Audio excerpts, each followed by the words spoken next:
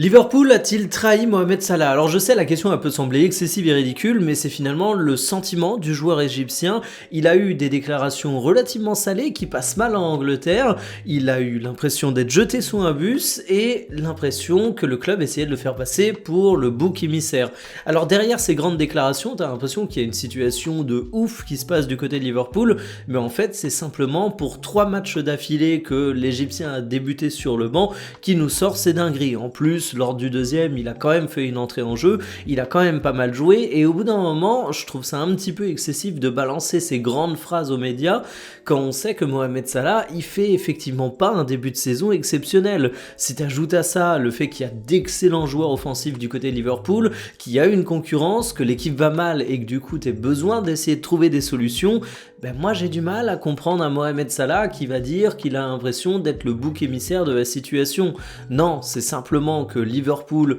a besoin de se relancer. Il y a plein de joueurs, notamment des recrues, qui sont pointés du doigt par les médias, par vraiment toutes les critiques qui peuvent se faire autour du club. Donc Mohamed Salah,